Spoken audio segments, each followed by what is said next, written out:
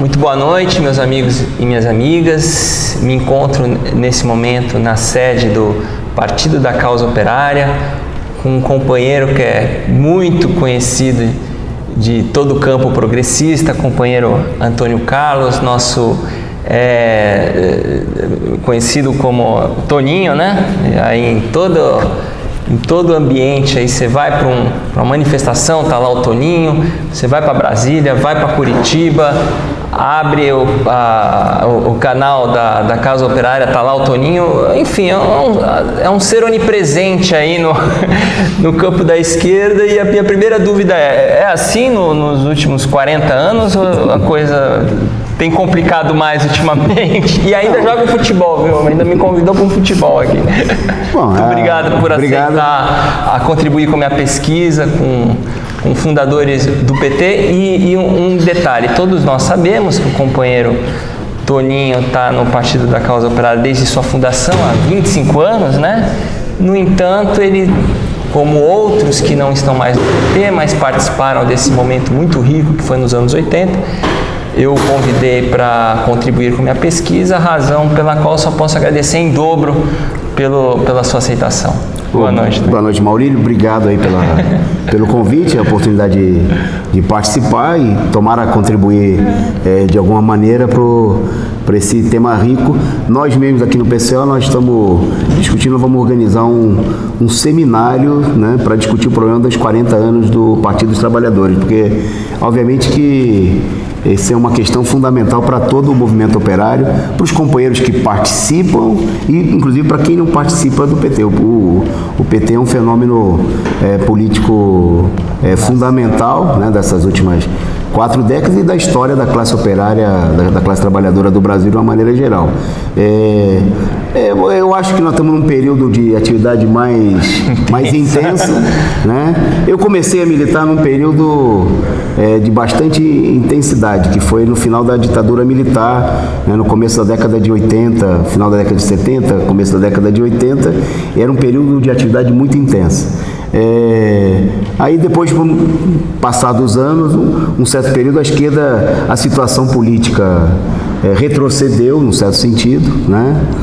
Nesses primeiros anos, depois nós vamos falar disso aqui com certeza, a gente participou da fundação do PT, da fundação da CUT, foram anos muito intensos. Você já era professor, não? Não, foram anos muito intensos.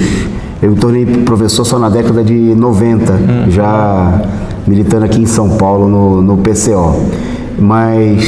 E agora nós estamos, apesar de que nós estamos ainda numa etapa de refluxo pelas condições de luta, e pela evolução, né, pela ascensão da direita, mas de uma certa maneira nós estamos vendo com uma certa satisfação que há um desenvolvimento político, né, de setores na mobilização contra a direita, no debate no interior da esquerda, que embora haja muita confusão e muita dispersão, mas dentro do PT, fora do PT, na esquerda, há muitos setores que estão procurando, inclusive com o estudo da própria história do partido, da experiência no governo, né, com a experiência do golpe de Estado, tirar lições para que a gente possa avançar, e eu espero que a nossa participação... Claro. E tem agenda já para esses seminários que vocês vão nós vamos fazer uma reunião amanhã da direção do partido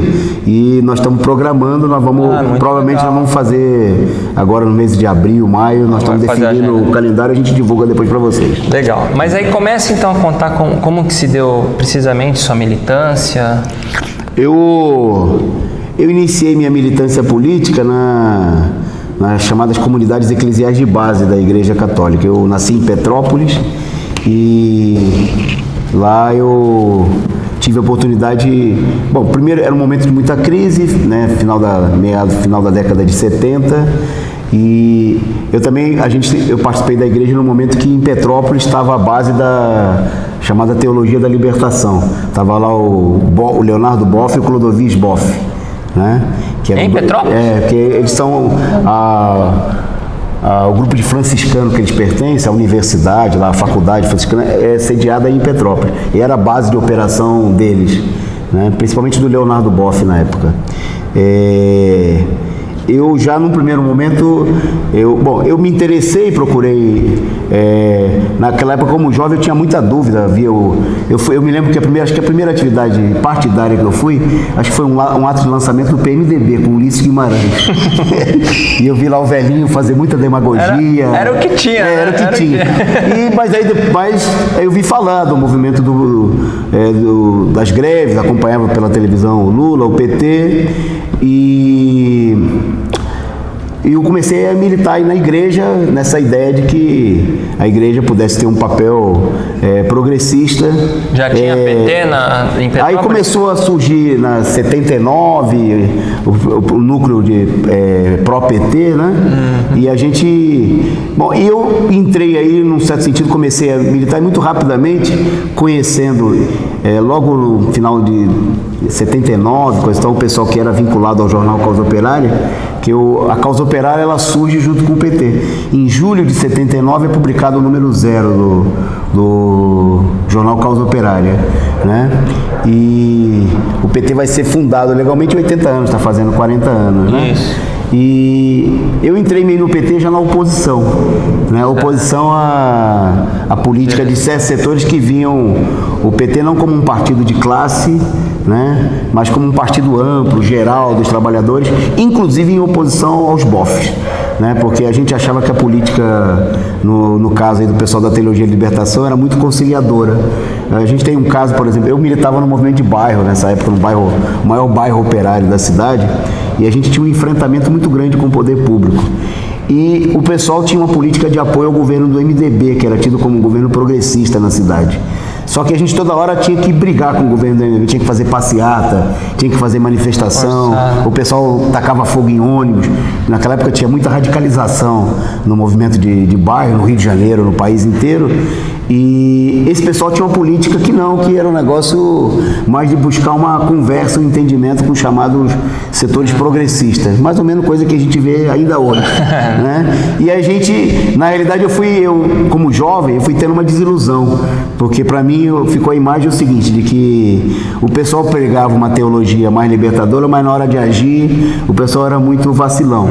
E aí teve um episódio, eu aos poucos fui caminhando para um processo de ruptura com a igreja, primeiro de um ponto de vista prático e depois de um ponto de vista pelo estudo do marxismo, formação. Mas foi que quando o Ratzinger, que veio a ser o Papa Pio XII, né? Pio XIII, sei lá, o último Papa antes do Papa Francisco agora, ele era o chefe da Congregação da Fé da Igreja Católica, e ele condenou o BOF a um silêncio obsequioso, que tinha que ficar calado por não concordar com as posições, né, à esquerda que o BOF defendia. 84, por aí, 84, 85, né? Eu não lembro exatamente o ano. E aí foi a minha ruptura final com a igreja, que eu falei, não, até Jesus Cristo não aceitou ficar calado diante dos poderosos.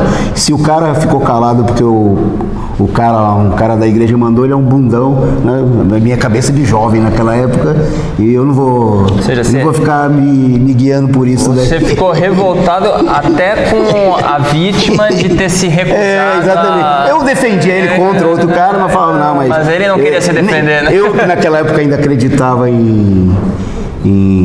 na imagem de Cristo como uma figura liberta. Tinha aprendido até nos livros do Boff essa imagem do liberto. Não, Cristo jamais ficaria calado diante de uma situação como essa. E qual foi sua posição em 80, quando o Papa João Paulo II veio, aí teve aquela manifestação para os operários? Eu vou contar uma coisa que no partido na esquerda não é uma coisa que não me daria nenhum ponto. Eu fui no Maracanã cantar a bênção João de Deus. Eu era ele foi também? Eu pensei que só tinha ido no Morumbi. Foi no Maracanã e eu tive lá, eu era um militante, eu era muito... Eu celebrava cultos na igreja que eu fazia às vezes de ministro extraordinário, etc e tal. Bom, e depois eu me aproximar dos companheiros do Causa Operária, eu fui estudando marxismo. Eu tive no ato de fundação do PT no Colégio Sion. Você estava lá? A gente veio porque tinha uma briga muito grande na fundação do PT, no Rio de Janeiro, uma ala procurando dar uma aparência operária ao partido e uma outra ala procurando ligar a política, como aconteceu no PT, no país, pelo país afora. A gente arrumou um carro de um amigo e o carro quebrou no meio do caminho, quebrou em Cruzeiro. Quando eu cheguei, o Lula estava fazendo um discurso de encerramento. Eu fiquei 2 dias na estrada, a gente veio sem dinheiro e colocou um álcool batizado no meio do caminho e o carro foi pro saco. E aí quando a gente conseguiu pegar carona, a gente chegou no último dia do encontro, a gente vinha meio que para protestar, porque a gente queria... já na fundação do PT, nós fomos levar uma luta naquele momento, né? Eu já não estava vinculado diretamente à orientação da causa operária, né? Eu atuava junto com os companheiros, mas que era a luta para um PT operário. Então, em Petrópolis, a gente procurou lançar, veio a preparação para a eleição de 82, né? A gente queria lançar um dirigente sindical metalúrgico, né? No Estado. Nisso você já era filiado? Aí eu já era filiado, eu logo me filiei ao PT, finalmente em 80, 81, logo começou a gente fez campanha pela legalização do partido, ajudou a legalizar o partido, colheu assinatura, aquelas fichinhas e tudo mais, mas sempre já com uma posição de defesa de que o PT tinha que ser operário mesmo, né, que não podia ser um partido policlassista, né, que tinha que ter como candidato os caras da luta, dos trabalhadores. Na primeira eleição a gente era contra que o PT apoiasse, por exemplo, no Rio de Janeiro, o Lisânias Maciel, que era um pastor egresso do brisolismo. Você ficou pouco tempo, né? Só foi para ser candidato. O PT, numa primeira fase no Rio de Janeiro, ele serviu muito de trampolim, né, para políticos que passavam pelo PT, e a gente defendeu, por exemplo, nessa primeira eleição, que tinha que lançar um líder da greve dos metalúrgicos da Fiat, né, que na época era no Rio de Janeiro, contra o fechamento da fábrica, o Giannini, coisa e tal. Que daí a gente sempre começou, aí foi por isso que eu me aproximei da causa operária. Inclusive o meu orientador, Francisco Carlos Palomares Martinho, que deve assistir essa entrevista,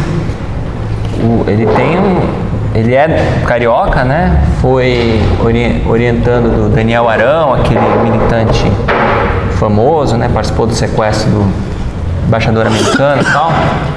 E ele tem o começo do trabalho acadêmico dele é justamente focando os sindicatos, sobretudo de metalúrgicos do Rio. E um dos pontos de análise é justamente que parece que o PT não teve todo... O pessoal não abraçou, o PCzão ainda era muito forte lá, era mais ou menos isso? Não? E, a ala sindical em São ficou Paulo, meio... com a presença do Lula, né, principalmente, agrupou um setor ligado aos sindicatos, coisa e tal.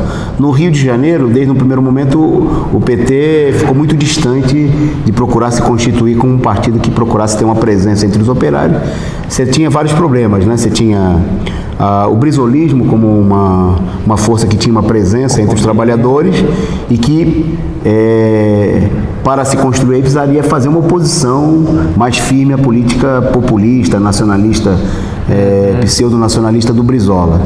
E, por outro lado, você tinha ainda uma influência do PC, quer dizer, e aí o partido, ele acabou, em vários lugares, se constituindo como um partido mais diretamente vinculado à classe média, né? Não tinha não tinha grandes expressões sindicais.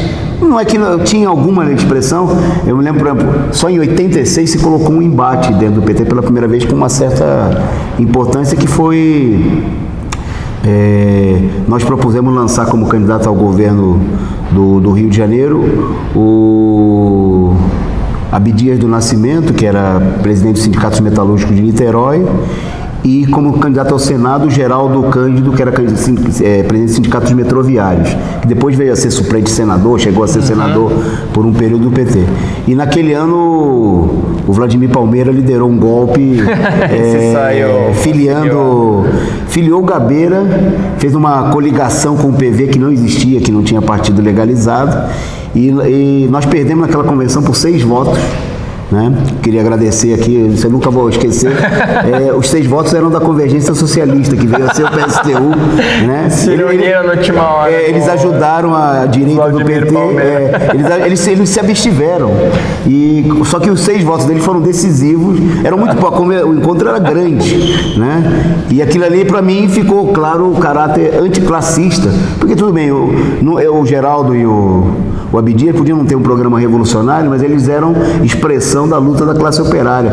Ah, mas o Abdias, será que ele era meio pelego? Mas era o presidente do sindicato, era o Lula que a gente tinha no Rio, né?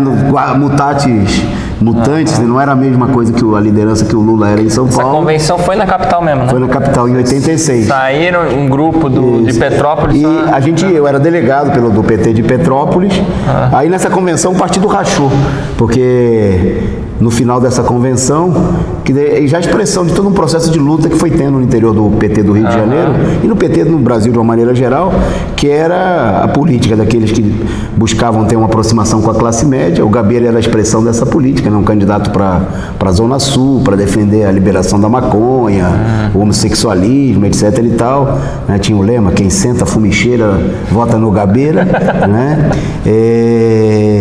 E você tinha as outras candidaturas que eram a expressão de procurar dar uma feição operária ao PT. Porque a nossa trajetória sempre teve a ver com isso daí. Tá, mas vamos voltar um pouquinho. Vamos voltar. Além dessa ligação com a igreja, que foi, vamos dizer assim, sua porta de entrada na militância, você estava vinculado a alguma categoria? Qual que era a sua fonte de renda? Ou era... Na realidade, assim, eu trabalhava no que eu conseguia, né? Era uma década de 80, começo de desemprego. Aí eu trabalhei em fábrica têxtil, né? Foi metalúrgico. Mas eu era do setor têxtil, mas comecei trabalhando, sei lá, de ajudante de contínuo, tinha na época, né? Trabalhei um bom período, depois fui ser funcionário público trabalhando em escola como Bedel. Exatamente, como inspetor, bedel, funcionário de escola. Chegou a se sindicalizar nesse período? Os sindicatos nesse momento aí estavam muito dominados pelo peleguismo, e a principal participação política nossa, no caso, além da militância na própria igreja, era no movimento popular. Eu presidi o conselho da Federação de Associação de Moradores de Petrópolis.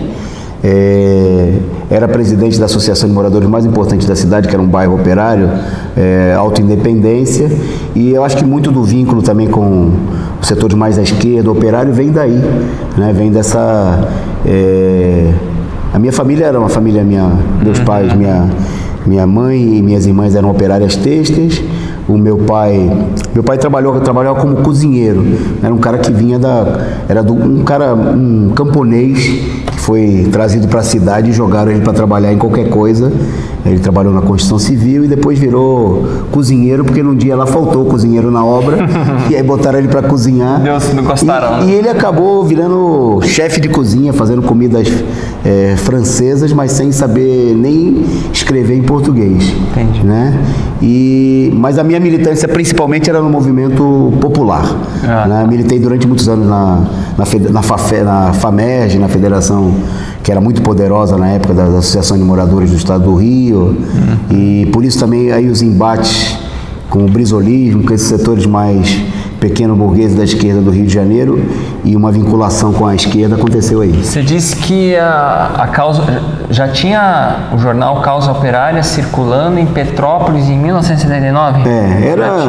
A gente tinha meia dúzia de militantes no Rio de Janeiro, e um deles estava lá em Petrópolis. E aí distribuiu para você? Por coincidência, no meu bairro. O primeiro exemplar da Causa Operária que foi parar na tua mão, um militante... Foi através de um companheiro da Causa Operária, e ele, inclusive, por orientação da corrente, a ideia era justamente fazer um trabalho nos bairros operários para filiar operários ao PT, construir núcleos operários, coisa que a gente fez nesse bairro Independência. E ele, vendo a nossa influência na igreja, a gente ergueu um barracão de madeira enorme, de uns, sei lá, quase 100 metros quadrados, tudo com madeira, sobra de obra, que os operários não tinham igreja no bairro, nós construímos, né, do lado da minha casa, isso daí. E ele vendo o nosso movimento na igreja, juntava mais gente que a reunião da Associação de Moradores, porque o pessoal não tinha uma tradição ainda naquele momento. E aí ele procurou uma vinculação, a Causa Operária buscou uma vinculação, a gente se aproximou, eles tinham uma política, uma orientação política mais geral diante da situação, como esse problema do PT. E eu gostei muito da ideia de lutar para construir um partido operário, em que os trabalhadores tivessem voz e vez, que fosse dirigido. A gente fazia campanha. Na época, eu lembro, a gente usava lá as cornetas de som que a gente botava em algum carro emprestado e saía no bairro dizendo: o partido que tem um operário como presidente é um partido diferente, se filie ao PT, participe da reunião dia tal, e atraía. E esses núcleos operários que você falou, que constituíram, já eram vinculados naquela estruturação do PT, se formando em núcleos, já tinha núcleos anteriores ao PT? Nesse momento aí, tinha um núcleo geral da cidade, né, que reunia a maioria de estudantes e setores da classe média, principalmente ligados aí à igreja, a ala mais progressista da igreja, e aí se constituíram poucos núcleos, né? Aqueles de 21 militantes, vocês chegaram a constituir. E esse nosso núcleo Independência, era um desses núcleos. E aí vocês tiravam delegados? Tirava os delegados, participava dos encontros, fazia essa disputa. Por exemplo, esse primeiro encontro aqui de 81, você chegou já viajava para participar dos nacionais? Eu acho que a gente foi participar em 82, com certeza, a gente já participava dos encontros estaduais, né? E também a gente começou a participar dos encontros nacionais a partir desse período, participando da disputa, né? Que era aquele período de conseguir vaga ou não. Vamos entender melhor aí a formação da causa operária. Qual efetivamente, dentro do movimento trotskista, que eram as desavenças com o trabalho? Vocês já foram da Secretaria Unificada alguma vez ou nunca foram? Né? Lambert, Morenista, onde que vocês mais se situavam, vamos dizer assim? A nossa corrente, o grupo inicial que deu origem à nossa organização, havia um grupo de jovens, né, principalmente aqui em São Paulo, que estavam vinculados ao grupo que era a USI, que era a organização que publicava e publica até hoje o trabalho, né, que hoje é a corrente interna do Partido dos Trabalhadores. E só para resumir, a gente basicamente naquele momento tinha o racha, né? Eu não participei, que eu era muito jovem, e também não participava desse núcleo inicial, que foi... se resumia principalmente a 2 ou 3 divergências fundamentais. Primeiro, que eles tinham uma posição ultrasectária em relação à luta no interior dos sindicatos. Eles diziam que não tinha que fazer oposição nos sindicatos, mas que tinha que construir sindicatos vermelhos. Mais ou menos a posição da Conlutas, rachando com a CUT, foi a posição da USI naquele período. Eles diziam que o Lula era um... Não, e demoraram para entrar no PT, né? Demoraram, eles eram contra a participação no PT, e a gente dizia o seguinte: não, tem um movimento, né, tem a presença aí de lideranças ligadas aos trabalhadores, tudo bem que elas não são revolucionárias, mas tem que entrar e levar uma luta, né, como esse documento desse Encontro Nacional do PT que você mostrou pra gente aqui, que fala lutar por um PT operário de massas. A gente defendia que tinha que o PT devia construir núcleos nos sindicatos, né, que não devia ter núcleo por bairro, por exemplo, para dar lugar aí para que os núcleos fossem chefiados por advogados, políticos tradicionais, não. Tinha que ser núcleos mesmo de operários, de trabalhadores por categorias, né, que os sindicatos deveriam chamar a construir o PT. Mas a posição de vocês era assim: a direção tinha que ser operária ou não poderia ter nem mesmo não operários? Vocês eram contrários à filiação de classe média, por exemplo? Não, só quem dizia que o partido tinha que ser dirigido por, né, que a maioria tinha que ser operária. Para isso, que não adiantava uma resolução também artificial, não é o problema de simplesmente colocar o elemento. Para isso, o partido deveria buscar se enraizar, né, como se organizando nas fábricas, nas categorias de trabalho, e isso levaria a uma maioria operária dentro do partido, né? Nas formas de sustentação, por exemplo, de que o partido deveria pedir diretamente a contribuição dos trabalhadores e inclusive dos sindicatos. Mas aí vamos voltar para o racha com o trabalho. Foi antes da constituição do PT? Vocês já tinham foi no momento em que se discutia, precede, mas nesse momento em que a gente discute que o racha se estabelece, né, eles estão com a política de que não tem que fazer oposição nos sindicatos, não tem que apoiar a construção do PT, né, e aí essas diferenças... Por exemplo, podemos imaginar delegados da causa operária com bandeira da causa operária lá no Sion? É possível que já tivesse? Não tinha nesse momento, porque a gente não tinha força... Em São Paulo. Não tinha força política orgânica para ter delegado. Mas a gente já participava, assim, militantes... Já procurava intervir no núcleo da Lapa, no Rio de Janeiro, num determinado local, onde a gente tinha alguma presença, porque já é um processo que já vai estar desenvolvido nesse momento. E a divergência com a convergência? Bom, com o trabalho, vocês eram constituídos juntos e...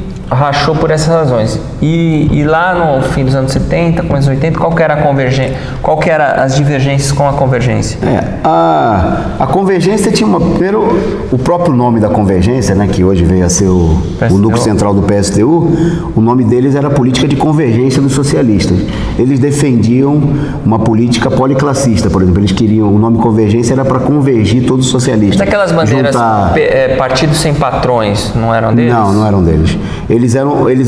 Primeiro eles foram contra entrar no PT porque eles queriam um partido com Almino Afonso, com Fernando Henrique Cardoso. Convergência era favorável a isso? Tem documento, eles têm uma revista, chama Versus. A gente tem Versus, essa época, que publica, que defende essa política, que é uma coisa que muita gente não conhece a história, mas que é mais ou menos tradicional do morenismo. Né? O morenismo fez essa política de buscar uma aliança com setores da burguesia em vários momentos, né? Publicou jornais sobre a disciplina do general Perón, né? Tem várias coisas na história do morenismo que o pessoal não conta, né? Mas tem documentos, né? Nós temos lá publicações sobre esse problema. De quem que era aquelas bandeiras partidos sem patrões, então? Não, eram de setores da própria esquerda, né? Eu não saberia nominar, mas eu lembro. Desde das greves de 79 já tinha partidos sem patrões. Sim. E aí, até porque a convergência, quando ela entra depois quando ela resolve entrar no PT, ela tem uma política que é não apresentar... Ela considera que o importante é que está construindo um partido de trabalhadores em geral, mas não divergir, por exemplo, da política policlassista, que é apresentar um programa diferenciado. Nós vamos fazer isso desde o primeiro momento, né? A gente vai procurar apresentar essa política de que o PT tem que ser um partido classista, sem patrões, de uma maneira estabelecer um programa a favor da revolução, do socialismo. Nesse programa tem esse programa, exatamente. Inclusive vocês colocam que, até é curioso, né? Em 81, primeiro encontro, no final, né, vocês colocam o seguinte, deixa eu ler. Essa conquista de nossa legalização, que implica um princípio de ruptura, de subordinação das massas à política burguesa, não deve esquecer que a própria campanha pela legalização, na qual se empenharam todas as correntes militantes e simpatizantes que constroem o PT, a própria campanha, dizemos, revelou que a base social fundamental do partido é a pequena burguesia e não a classe operária. Bom, isso em 1981. Porque o pessoal procurou fazer a campanha de legalização para legalizar e não tinha nas universidades. Não, né? E precisava de quantidade. Mas não havia um esforço, um interesse de buscar, por exemplo, o Lula não ia na Assembleia dos Metalúrgicos e falava: companheiros, eu chamo os companheiros aqui a se filiar, nós precisamos construir um partido.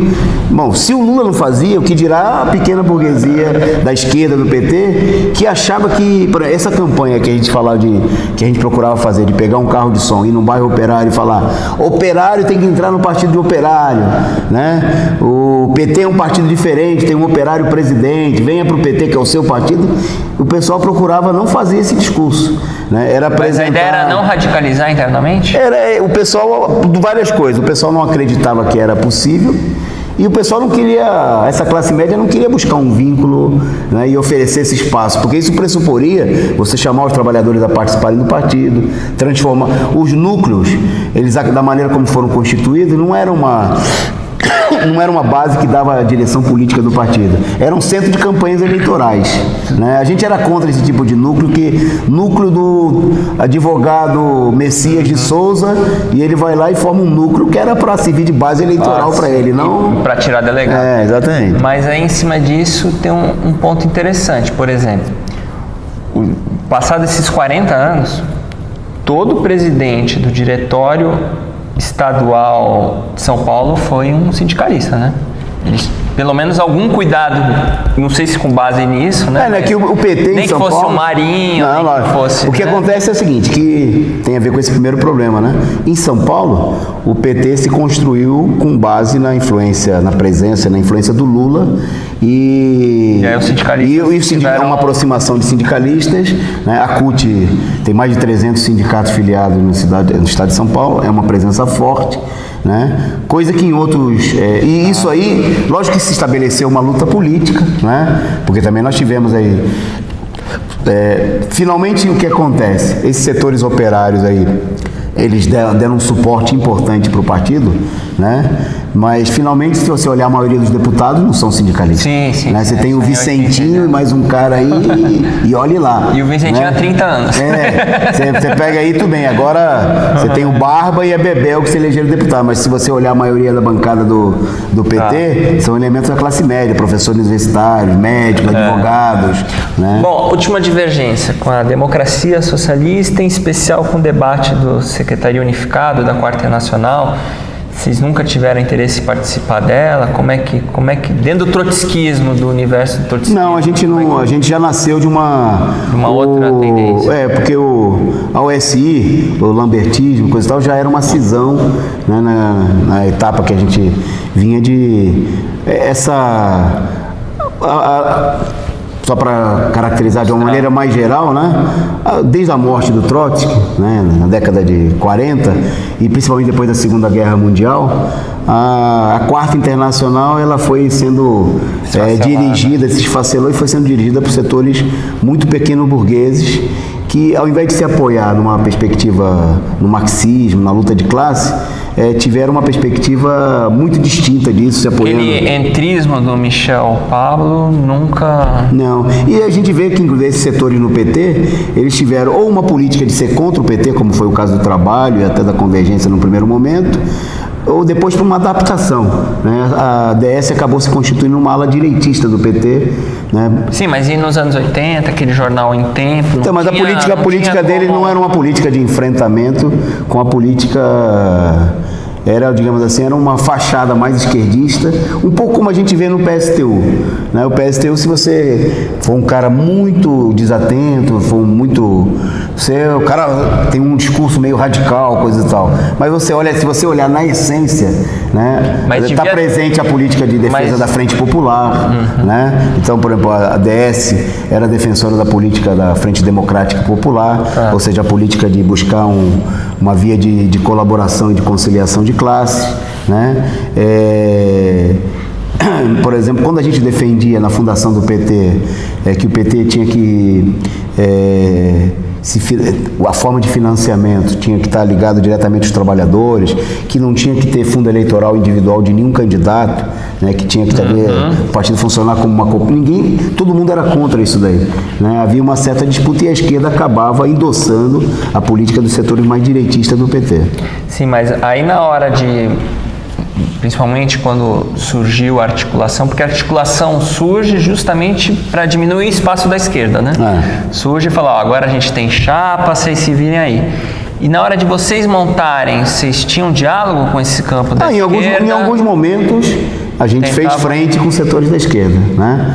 A própria DS, tanto no PT como no caso da CUT, né? Por exemplo, nós tivemos com a DS na CUT pela base, na década de 80. Você é fundador da CUT pela base, né? Nós participamos, nós tivemos na direção, por exemplo, da CUT em São Paulo, em chapa junto com a DS. Até hoje existe a CUT pela base? Não existe mais. E no PT, por exemplo, esse momento lá do Rio de Janeiro, quando o partido rachou e a gente perdeu por 6 votos a indicação do governo, houve todo um bloco da esquerda, né?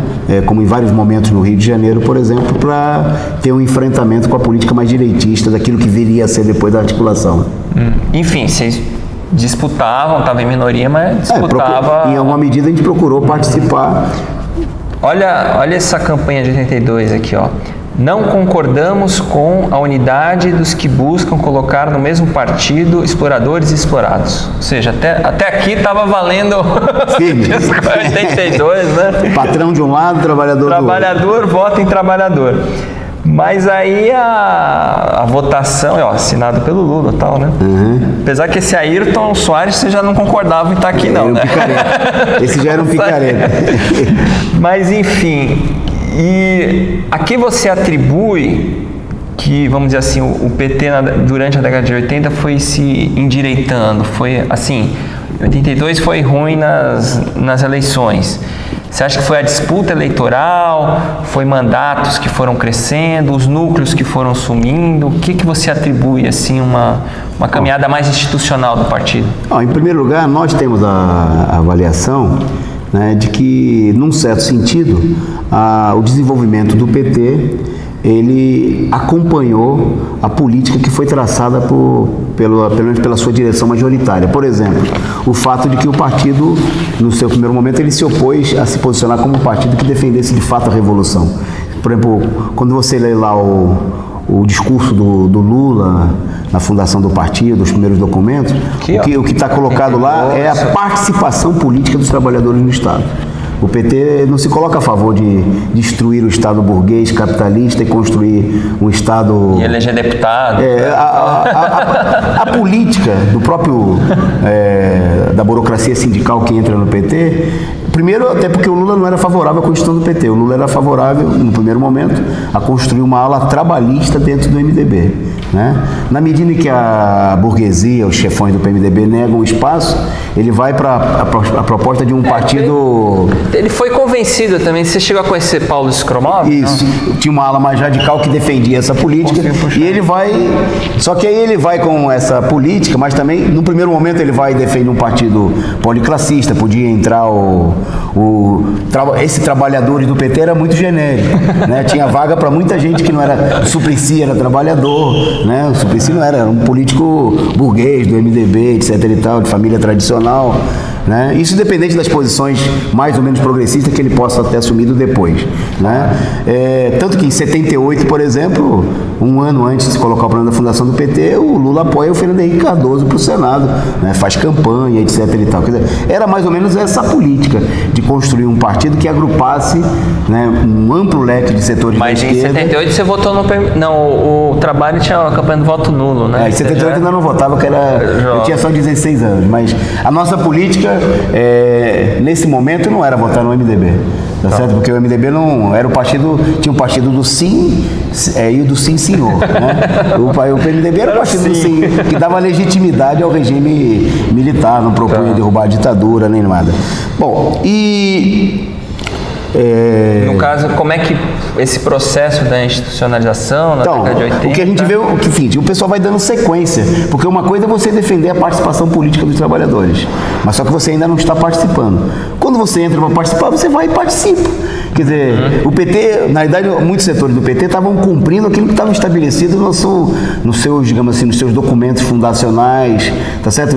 Quer dizer, a esquerda procurava florear isso como se fosse, não, o PT se degenerou, não, o PT, ele cumpriu essa luta política, né, que existiu num primeiro momento, a luta entre um partido operário e revolucionário e um partido não classista, amplo, né, como o pessoal falava, um partido amplo, mas tão amplo que não precisava ter característica de ser um partido organizado, dirigido pelos trabalhadores, vai dar no que a gente tem depois. Porque quem vai chegar ao governo não são os trabalhadores, porque o PT não governa, os trabalhadores não governam nem o PT, tá certo? O que dirá que os governos que o PT vai procurar estabelecer, morreu essa semana aqui o Gilson Menezes, né? O Gilson Menezes é um bom exemplo disso. Ele vai para o governo, ele inclusive é eleito numa disputa em que a gente apoiou a indicação dele em 82 em Diadema.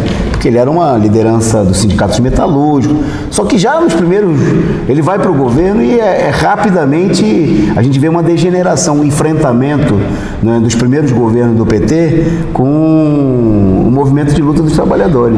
Naquela época você já tinha saído de Petrópolis, não? Eu não, eu já estava em Petrópolis, só acompanhava pela discussão política já na causa operária, né? E vocês sempre foram fortes em Diadema, né? A gente tinha uma presença naquele momento, chegou a ter vereador, né? Em Manuel Diadema. Boni, não? Ele militou na nossa organização naquele período. Né? Ele ficou até quando, mais ou menos? Ele saiu junto com vocês, nos anos 90, não? Ele sai da nossa corrente antes da gente sair do PT. Ele é professor da Simão Bolívar? Agora ele é professor. Ele na época não era professor, mas ele há alguns anos atrás ele acho que se formou em História e foi trabalhar na educação. E teve aquela história trágica, né? Ele vereador e teve uma desocupação, né? Esse momento aí já é, por exemplo, porque o pessoal, muita gente procura estabelecer como um período, digamos assim, de retrocesso político do PT, né, o PT no governo Lula, o posterior Dilma, etc. e tal. Bom, nesses enfrentamentos aí, o prefeito do PT, que na época era o Zé Augusto, já não era mais o Gilson, né? Mas ele chama a polícia do Fleury, né, para promover a desocupação, né? Nessa época eu estava em Diadema. Esse no Gazusa. Não foi onde já na Vila Socialista. Na Vila Socialista, onde o Boni acabou perdendo um pedaço do braço. Aí o pessoal tem cenas em que a prefeitura vai lá levar água para os cavalos da PM, né? A prefeitura participou da desocupação da Vila Socialista também. Apoiou. A Gazusa era a área da prefeitura. Exatamente, tem um enfrentamento com o Tonhão, que na época era vice-prefeito, né, do Zé Augusto, e fica do lado da você estava em Diadema ocupação. nessa época? Eu estava por conta da atividade política, em algum momento eu participei aqui. O enfrentamento que teve o acidente com o Boni, você estava lá? Não, nesse dia eu não estava, porque eu não morava aqui ainda em São Paulo. Mas já tinha um acompanhamento. Era o vereador de vocês. Exatamente, né? A gente acompanhou muito de perto. Já na Vila Socialista eu não estava no dia, mas eu estive lá nos acontecimentos, participei da atividade. E além do Boni, que outros representantes vocês tiveram, assim, no Petrópolis, vocês conseguiram lançar algum vereador? Não, a gente fez campanha. Eu fui candidato a vereador, fui candidato a deputado. Nessa primeira eleição, eu fui candidato o PT lançou lá, acho que uns 20 candidatos, eu fui um dos candidatos a vereador do PT. Essa primeira eleição era uma eleição muito difícil, né? Porque era a eleição do voto vinculado. Então, para votar no Toninho, tinha que votar inteiro, até no Lisânia Maciel, né? Então, você tinha que votar em 6, 7 caras. E aí você tinha que carregar o mala do Lisânia. Lá lançaram um advogado barbudo, porque era aquela coisa nossa... que era um negócio que não tinha uma coisa que... E não é que era um barbudo como o Lula, assim, que era um barbudo operário. Não era aquele barbudo de classe média. Falso, né? Um falso esquerdista, né? Era moda. E aí você tinha que carregar... O que não que nós sejamos contra, nós achamos inclusive que seria bom que todo voto fosse vinculado, né, no sentido de fortalecer, mas aquilo a ditadura obviamente fez como um golpe, né, para enfraquecer, atacar o PT, o próprio Brizola, que naquele momento era uma liderança muito popular, né, mas que não tinha um partido constituído. Então a ideia, por exemplo, era derrotar o brizolismo no Rio de Janeiro. E vocês chegaram a ter representantes nas executivas, aqui nacional, em São Paulo, no Rio? A gente chegou a gente ficou na luta no interior do PT por 10 anos, né? A gente foi expulso lá no primeiro congresso do PT, a gente fala disso depois. Mas ao longo desse período a gente participou. Na instância nacional nós nunca tivemos na direção nacional do PT, mas tivemos em São Paulo, em municípios, né? Quando chega o momento, inclusive, do primeiro congresso do PT, o congresso mesmo em 90, né? 90, 91, tem o caso, porque nós, na eleição de 89, nós vamos ser contra a indicação de um vice-burguês para o Lula, que era o Bisol, né, que tinha uma história no MDB, PSDB, PSB, e era um latifundiário. E a gente fala, não, apoiar o Lula, mas com um vice camponês, etc e tal, e faz uma campanha, e a gente explica que não é um problema simplesmente de um nome, e que isso sim era uma mudança política fundamental no PT, que era o problema da Frente Popular. Que o PT era a primeira eleição que o PT ia, né, fazendo uma aliança diretamente com o partido da burguesia. Ah, mas é o PSB, era um partido pequeno. Sempre é assim, em geral a aliança é com uma sombra da burguesia, né? E depois aí veio o Bisol, o Temer, isso aí. Quer dizer, o pessoal fala, não, o problema foi o Temer. Não, o problema foi lá atrás, né? Como ditado, por onde passa boi, passa boiada. Além da causa operária, alguém mais foi favorável a essa tese de ser contra o Bisol? Essa tese ela era muito popular no partido, só que o partido procurou agir com truculência habitual, desse, né? Período que estava discutindo a legalização das tendências. Mas quem mais que era classista, assim, conseguiu ter um pacto com a convergência nessa época? A convergência nesse momento era contra, eles até apresentavam, esqueci o nome de um camponês lá do norte do país, que era apontado como substituto do Chico Mendes. Não é o Manuel da Conceição, não? Não, eu não lembro, um rapaz que depois acho que foi pro PSOL e tudo. Abraçaram essa ideia. Só que eles, assim, por exemplo, quando a gente vai para cima, né, eles recuam, né? Eles tratam como se fosse um problema eleitoral. Na eleição, antes da eleição, eles tratam. Mas depois que o Lula começa a estar bem nas pesquisas, nós fomos para a eleição e a gente formava comitês eleitorais Lula presidente e não nem divulgava o nome do vice. Né? Aí, depois da eleição, a gente estabeleceu isso como uma tese política e foi fazer esse debate dentro do partido, dentro do PT. Né? E a gente, por exemplo, você falou da presença, no Congresso do PT a gente tem maioria em alguns diretórios, por exemplo, o estado de Roraima, a delegação é nossa, eles caçam a delegação. Em Brasília a gente ganha maioria numa frente com os setores da ala vermelha, que militava no PT na época. E eles obrigam a fazer uma nova convenção. Qual estado? Em Brasília. Diretório de Brasília. A gente estava no diretório, tem a maioria dos delegados. A gente chegou a eleger o candidato a governador, só que eles caçam a convenção e obrigam que haja uma nova convenção. Quem caça é o Diretório Nacional, ou seja, quem perdeu entra com recurso e, enfim. A gente, em São Paulo, a gente tinha a maioria no Diretório de Bauru, então o pessoal vai e adota o mesmo critério.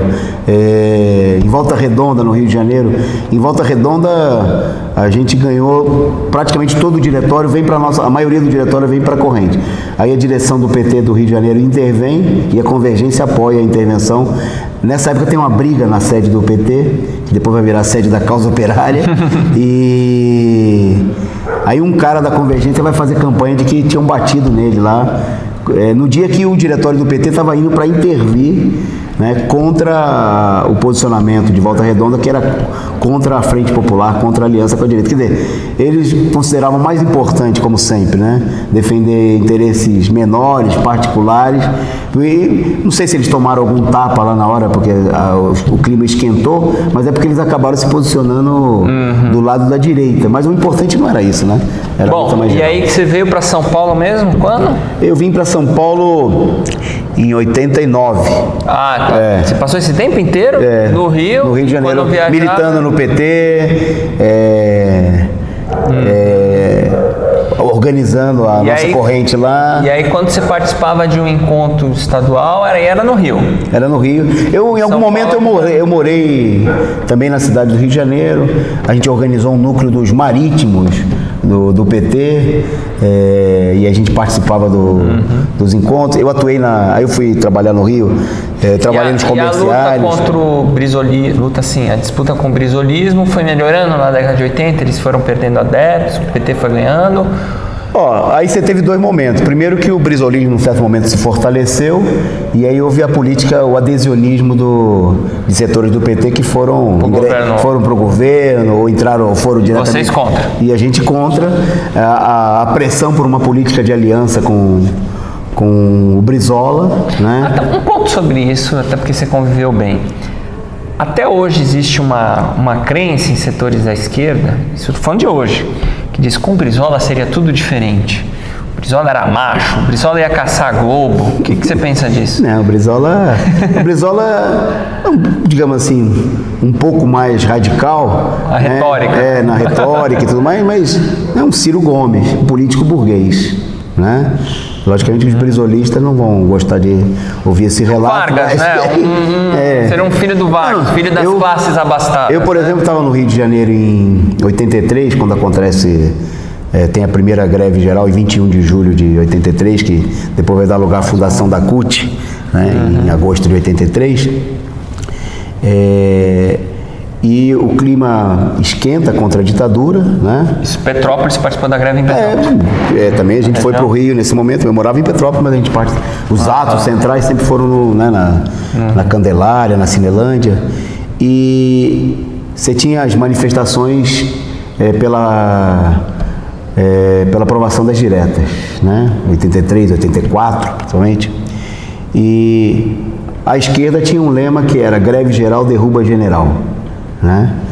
E aí, quando o clima esquenta e as manifestações explodem em todo o país, o Brizola, que estava encenando em participar da campanha contra a ditadura, ele defende a prorrogação do mandato do general Figueiredo, né? Mas ele fica encenando e aí ele não vai na manifestação dizendo que ele está com cálculo renal, né? Aí o pessoal cantava a musiquinha: greve geral derruba general, cálculo renal ajuda general, né? Então o Brizola à esquerda, o movimento que nesse momento era muito amplo no Rio de Janeiro, começa a ter um deslocamento. E ele era o governador, né? Era uma ruptura. E por exemplo, em vários lugares, até em São Paulo, até o Montoro, né? Que na época o pessoal libera transporte, né? Que é um movimento de tipo, todo mundo quer ficar bem com o movimento que cresceu muito. E o Brizola, no primeiro, ele só faz isso depois dessa manifestação que ele falta e vai na manifestação dos 100, 200 mil pessoas, daí ele fala, pô, fudeu agora. Aí ele tem um recuo, como acontece com toda a burguesia, porque finalmente a campanha da direta foi impulsionada pelo PT, né, pelos setores mais da esquerda, e quem largou, deu largada, quando a burguesia viu que era um movimento de amplo alcance, que podia derrubar o governo, quis dominar, entrou para dominar. E da mesma maneira que o MDB faz isso em São Paulo, em outros estados, no Rio de Janeiro, São Paulo, e na direta você participou lá no Rio, né? A gente tinha em Petrópolis, no estado, tinha atos, mobilizações locais, tinha comitês. Quando teve a votação da emenda Dantas, vocês já sabiam que ia perder ou tinham confiança? A expectativa era parecia com a votação da votação do impeachment da Dilma, né? Lembra? Que daí a gente, inclusive, nós denunciávamos o seguinte, de que a política, né, da burguesia e de alguns setores do PT, de colocar todas as ilusões que dava para derrotar no parlamento. Por isso que é importante dizer, o negócio não é que mudou agora, não é que o pessoal ficou acreditando no parlamento diante do golpe na Dilma. O pessoal acreditou no parlamento lá atrás, né? Quando o caminho para derrubar a ditadura naquele momento era chamar greve geral, e era possível fazer isso, havia um clima no país. Só que teve 83, né? Só que esse clima significaria uma ruptura com a burguesia. Então, nesses momentos decisivos, né, na nossa avaliação, os setores fundamentais da direção do PT, sempre, em todos os momentos decisivos, né, optaram por uma política de buscar uma conciliação com uma ala da burguesia, chamados setores progressistas, que procuravam conter o movimento. Freavam o movimento, né? Bom, aí teve o debate do colégio eleitoral, vocês foram favoráveis tal como foi feito? Expulsar o... Eu lembro... Você estava em Diadema? No ano passado? Não, foi antes do Lula ser preso, então foi 2018, né? Num ato de comemoração do aniversário do PT. Eu tive representando o PCO na atividade, e depois eu tive a oportunidade de participar de uma conversa com o Lula, estava a Gleice, mais um pessoal, a gente estava lá tomando uma água, vamos dizer. E o Lula, e havia uma pressão, foi em 2018, porque havia uma discussão sobre deputados que estavam ameaçando deixar o PT, se o PT não distribuísse o dinheiro do fundo eleitoral da mesma maneira que os partidos da burguesia estavam fazendo. Tinha que dar uma verba a mais para os deputados, né? E a direita... Aqui em São Paulo? No país inteiro. Não, digo, esse encontro foi aqui em São Paulo. E o Lula falou, Gleison, não tem que dar porra nenhuma pra esses caras. Não sei se é bom publicar assim depois, agora eu tô falando, foda. Falou, o Antônio Carlos lembra dessa porra aí, de que tinha os caras que queriam ir lá no colégio eleitoral. Os caras foram no colégio eleitoral e se fuderam, né? Os caras querem romper com o PT, a gente ficou, a gente ganhou a presidência. Pra quem é que lembra daqueles caras lá? Nem lembro o nome, como é que eu lembro? Ayrton, sei lá. Aquele jeito. Ele falou, né? Ele falou que a história. Foi importante. Né? O outro lá, o tal do. Que era do Rio, era né? Beth Mendes, né? Zé Eudes e o Ayrton. Né? Foram os três que romperam com a orientação. Na realidade o que aconteceu é o seguinte, nesse momento havia muita... E ele falando, não tem que dar porra nenhuma pra esses caras. Cá entre nós, o pessoal levou uma grana maior do que... Não houve divisão igual do dinheiro, obviamente que o pessoal levou, mas pelo menos o discurso oficial... Uma ponte, já que a gente entrou no tema atual... Acho que não deve colocar lá. Não, agora que vai mesmo. Não, porque é o seguinte, é nítido, notório, que não só durante a prisão, ou mesmo momentos antes da prisão e durante e agora também, o discurso do Lula ele tá à esquerda do PT. O Lula hoje está mais à esquerda do PT, dentro do PT, do que certos setores. É essa a leitura que vocês fazem ou não?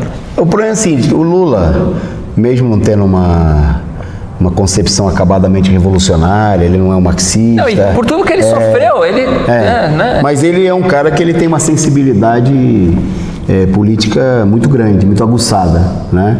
Ele não é como esses elementos aí artificiais da política que estão lá são robozinho, né? Uhum. Ele é um cara... Ele falou uma vez no ato na Paulista, dos últimos atos 2016 contra o golpe. à noite, eu lembro. Ele falou o seguinte, que ele era a expressão da evolução da consciência política da classe trabalhadora brasileira. Ele falou isso já mais de uma vez, mas eu me lembro, ele falou agora, voltou a falar nisso aí em São Bernardo. Num certo sentido é verdade, né? E no que tem de bom e no que tem de ruim, né? A classe trabalhadora brasileira vem evoluindo, né? Vem buscando um espaço de participação política, né? Mas, obviamente, que a média do pensamento da classe trabalhadora brasileira ainda não chegou à consciência de que é necessária uma revolução para derrubar a burguesia, né, e estabelecer. Então, existe a crença, por exemplo, de que o Lula expressa, de que dá para se juntar com o Sarney e fazer um bem bolado. É uma ilusão que o trabalhador tem de que ele não chegou ainda à consciência, não precisa derrubar o patrão. Mas assim, na própria cabeça do Lula, ele acho que agora está convencido que nesse sentido, aquele Lulinha, paz e amor, não vamos mais ver, né? Então, o problema é o seguinte, é que o Lula... que é normal, ele é dirigente de um partido grande, o maior partido do país, e que ele sofre pressões de todo lado. Por um lado, ele tem essa sensibilidade e ele sente as pressões que vêm da classe trabalhadora, então ele fala que vai na greve dos petroleiros, mas aí ele também tem o Capetinha e tem o... Não vai não. Aí tem o cara que fala... Os advogados, né? Exatamente. Por exemplo, tem o pessoal que fala, tem que enfrentar o golpe. Aí tem o cara que fala, não, acredita no MDB que ele vai nos salvar. Né? Pode se entregar que você vai ser solto em 10 dias. Ele falou isso agora recentemente, né? Ele falou várias coisas, tem falado várias coisas interessantes. Ele falou de que os advogados, os dirigentes, convenciam ele claramente de que tudo bem. Primeiro, que se ele fosse preso, ele ia ser solto. Segundo, né? Podia ser candidato e ia estar na urna. Que ele ia estar na urna, que ele podia... Então, digamos assim... convencido disso. Aí eu acreditava que eu ia votar no Lula. E aí, por exemplo, quando a gente dizia, não, o Lula não tem que se entregar, tem que enfrentar, muita gente, como o próprio Lula, e muita gente que foi convencida disso, fala, não vamos radicalizar, né? Vamos... Se dá para ter um caminho mais fácil, por que nós vamos buscar um caminho mais difícil? Porque é assim quando uma categoria vai em greve, né? O trabalhador não opta pela greve porque ele gosta de fazer a greve, é porque não tem outro jeito. Se você não enfrentar o patrão, não vai conseguir o reajuste do salário, né? Esse problema, o Lula falou, ele estava num ato agora em Belo Horizonte, eu vi um vídeo, porque foi publicado no site do PT, ele falando, em 2016, né, teve a eleição municipal depois do golpe, de 2016, Ele falou, eu me oferecia para ir nos atos, ninguém queria que eu fosse em lugar nenhum. O Lula, Né? Ele falou, o pessoal, ele falou, eu que falava que fazia 7 comícios num dia, em 2016 eu não fui em ato nenhum. Eu nem sabia disso, eu nem me dei conta disso. Ele falou, não, até em São Paulo, até o Haddad aqui, não teve um único ato em que eu fui convidado para ir no ato. Eu lembro, inclusive, nas análises de vocês, do Rui, que vocês comentavam isso. O Freixo não quis saber do PT no palanque, né? Mas o Freixo é normal, né? Agora o PT... É verdade, né? Não, mas o Freixo era a opção da esquerda lá, pô, você não quer mas ele era a opção da direita também, então a direita Veja que publicava a capa contra o outro candidato. Vamos voltar para os anos 80, já estamos em 86... E aí aconteceu, as tendências não estavam ainda regulamentadas e teve um episódio que ajudou a forçar a regulamentação. Você deve estar lembrado que foi quando teve o PCBR ainda existia. Ainda existia, fez uma operação pró-Nicarágua.